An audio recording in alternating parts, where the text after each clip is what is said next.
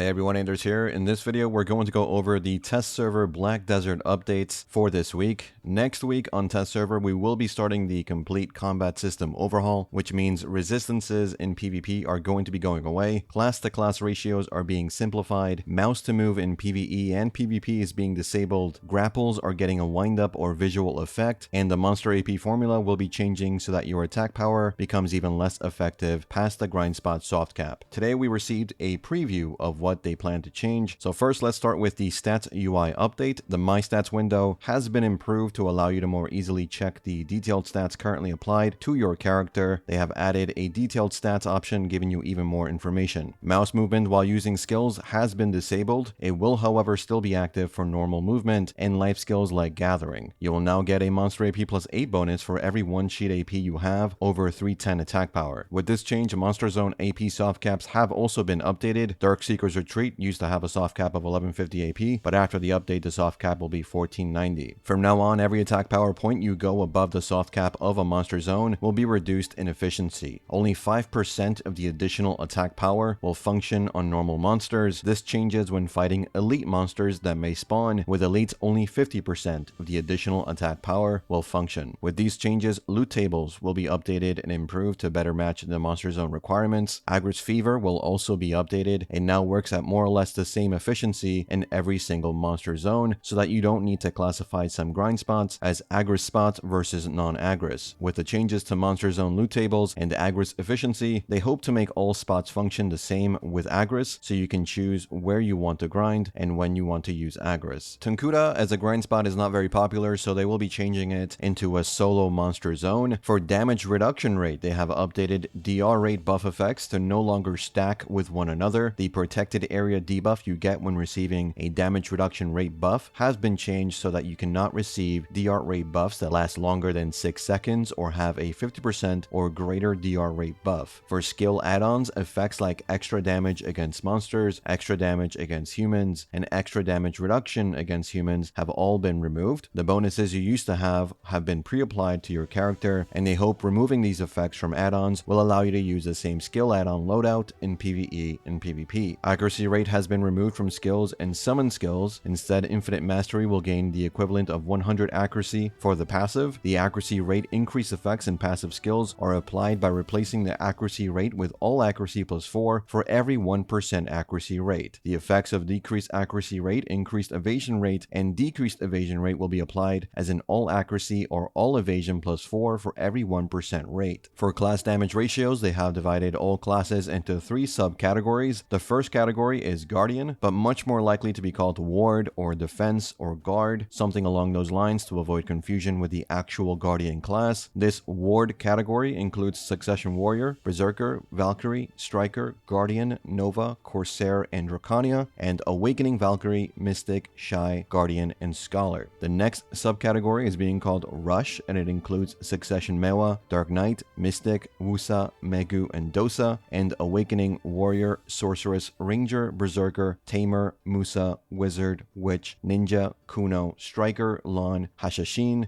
Sage, Nova, Dracania, and Wukong. The final subcategory is called Fierce Assault or Onslaught. Again, these will be changed to localized names before release, but this category includes Succession Sorceress, Ranger, Tamer, Musa, Wizard, Witch, Ninja, Kuno, Lon, Hashashin, and Sage, and Awakening Mewa, Dark Knight, Archer, Corsair, Wusa, Megu, Dosa, and Deadeye. Ward classes deal 5% more damage to Onslaught classes, Rush classes deal 5% more damage to Ward classes, and Onslaught classes deal 5% more damage to Rush classes. Ratios across the board have been simplified to 89.29%. As an example, Dark Knight has a current average class damage ratio of 91.79%. So when the class damage ratios and grouping gets updated, PvP damage for Dark Knight will increase by 2.5% on your skills. For tooltips, they're changing PvP damage reduction to the actual reduced amount. So before it said something like 68% on that tooltip, now it would say 32%, making it easier to see how much damage of that skill you will deal in PvP, more of a quality of life change for new players who are not used to the way the tooltips work right now. Special damage increase will be applied to your summon attacks as well. Damage of summon skills will be reduced to compensate for this increase of damage you now get from the summon itself. Previously, when you had the same gear set up on one class, the total AP will sometimes be different compared to another class wearing the same items, but because DP for monsters will be more important with upcoming content in Edania and moving forward, they want to unify the amount of passive AP each class has. This means some class skill damage will be buffed or nerfed to compensate for the added or reduction of their passive AP.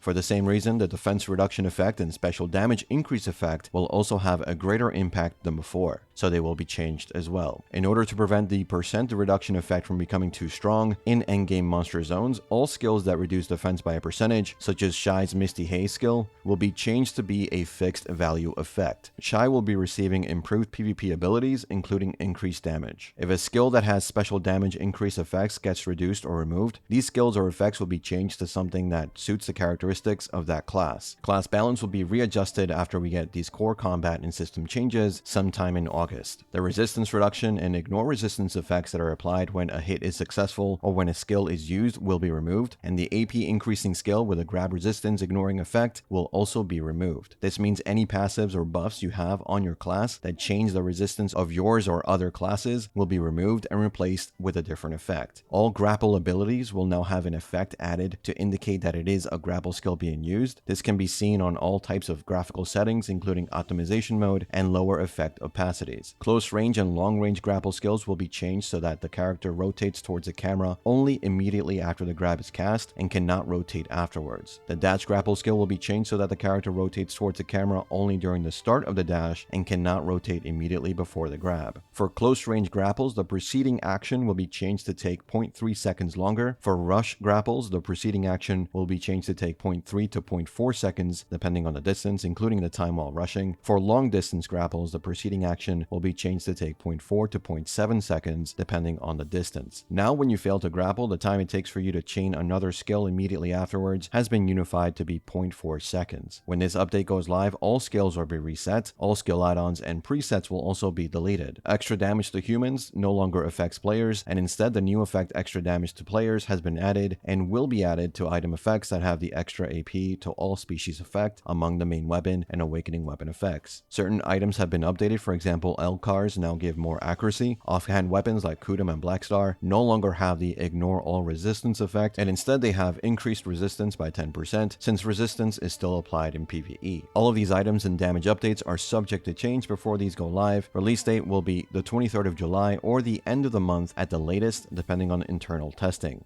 For updates coming to PC servers next week, we have item tooltip changes to Beast Draft. It now says monster damage reduction rate increase. Cloud's Old Moon seed pouch will no longer be able to store items other than seeds. You can now craft the Karlstein outfit for Wukong. Party Black Shrine has been changed so that it is possible to enter even if all your weekly attempts have been used up. Maximum energy will now increase by 1 each when completing the knowledge categories of South Ulukita and North Ulukita. When completing the Ascension quest for Wukong, the title Descendant of the Fighting Champion can now be obtained as a reward. Players who have already completed the quest can receive the title by talking to the Black Spirit. The cooldown of the Doomcaller guild mount skill has been changed from 2 hours to 1 minute. Up to 2 mounts can be summoned depending on the number of Doomcaller mounts registered with the guild mount manager. For UI, they've added a new function that lets you manage your family characters more easily and intuitively right from the world map UI. You can now instantly see where your characters are in the world map, move them around, retrieve items, or even leave notes to help you keep track of important details.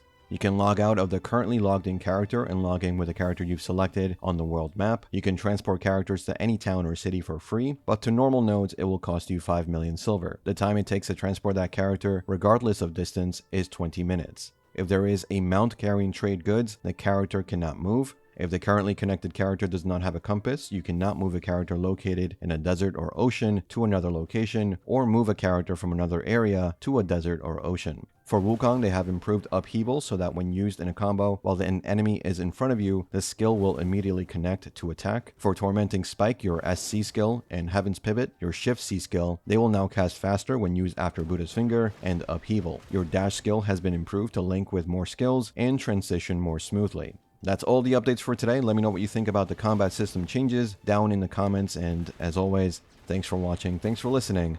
I'll see you all in the next one. Take care.